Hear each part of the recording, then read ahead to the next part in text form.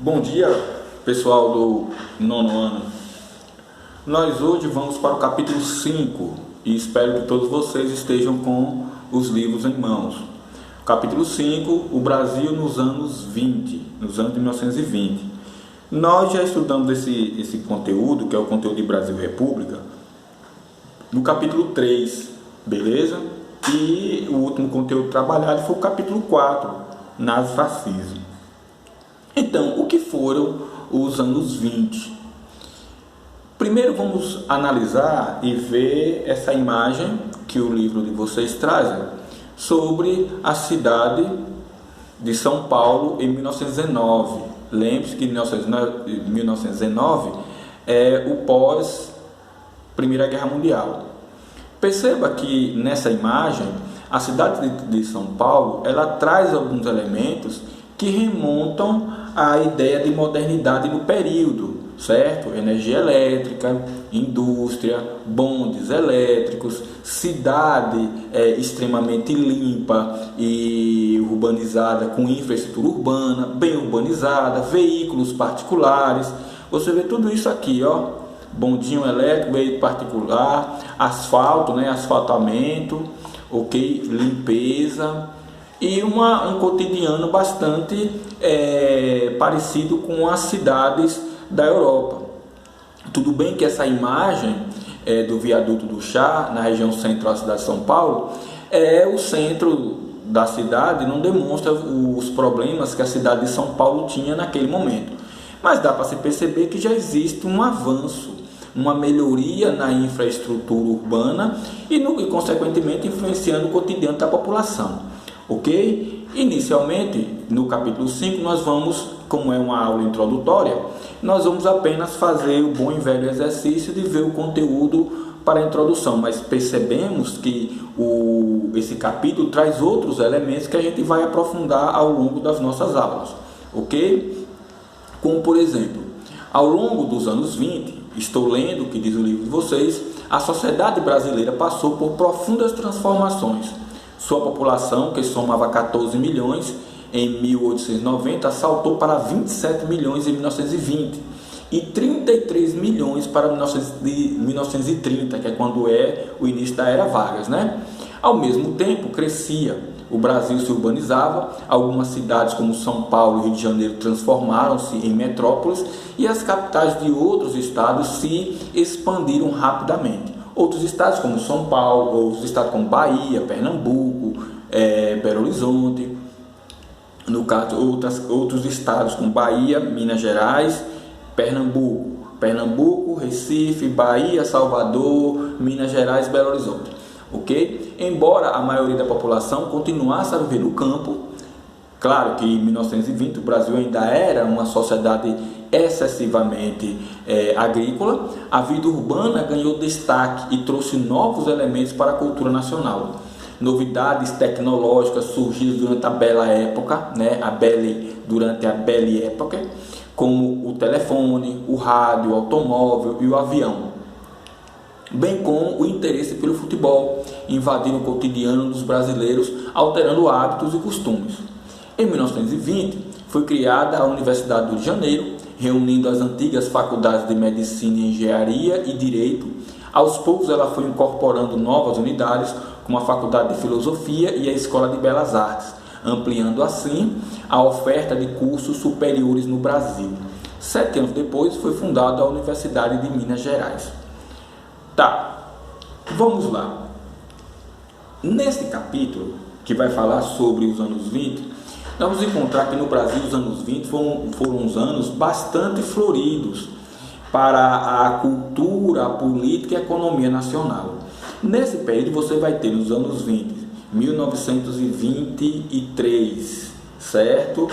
Entre 23 e 22, você vai ter alguns eventos, como por exemplo, 22, a Semana de Arte Moderna, 1923, você vai ter os avanços políticos, 1924, levante dos tenentes, certo?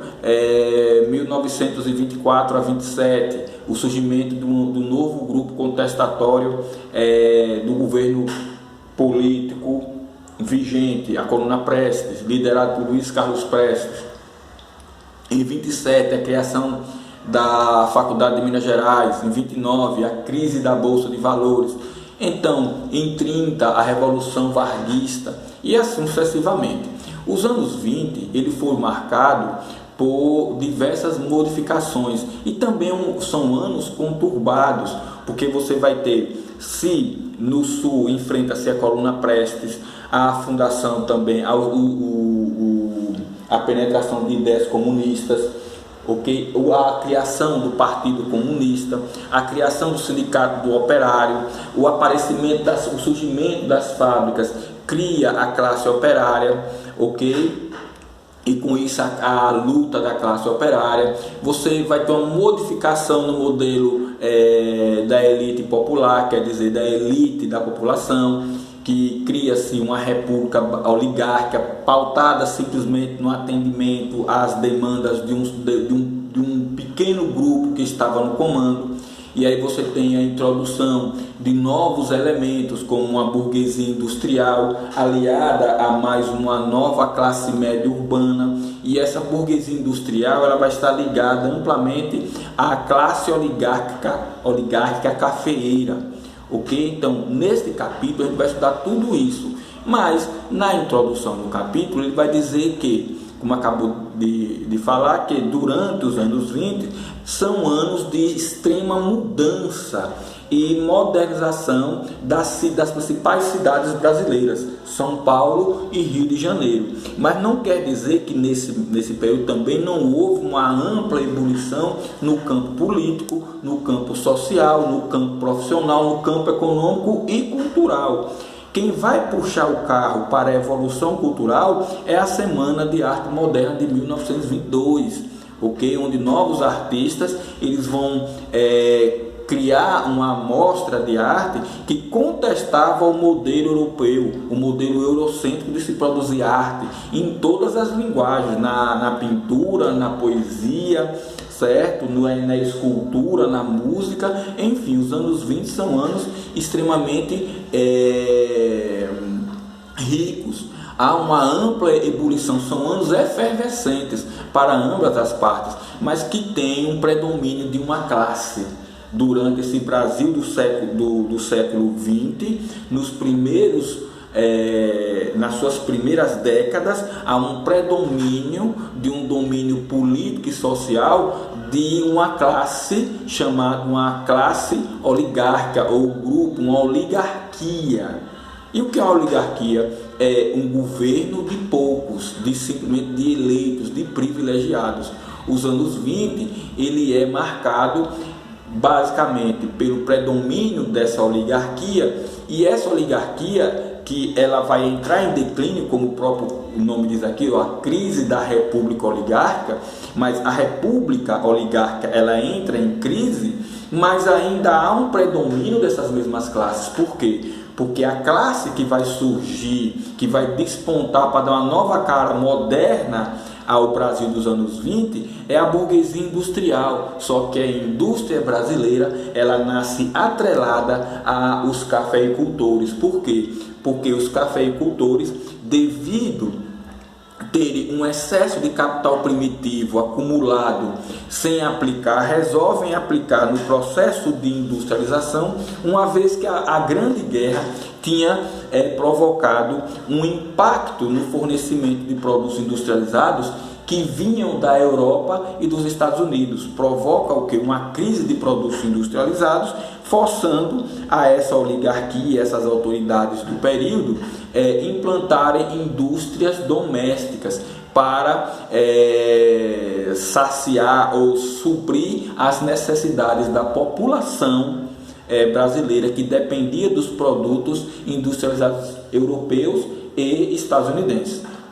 Com vista a isso, a indústria nacional nasce através do investimento cafeicultor. Por isso que eu digo que há uma crise na política oligárquica, mas a oligarquia econômica e social continua dominando, já não mais no campo amplo da política, mas também em uma outra área, na área da economia industrial.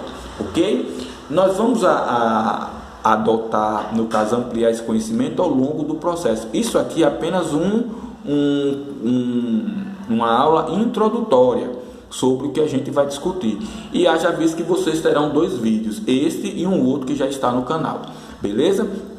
E para que a gente possa concluir o nosso estudo introdutório, vocês deverão responder essas 2 questões que estão aqui no box do livro de vocês e enviar para mim, ok? Enviar para o professor, me enviar por e-mail. E também deverão fazer uma pesquisa acerca da implantação da indústria nacional brasileira nos anos 20, ok? Abraço, cheiro!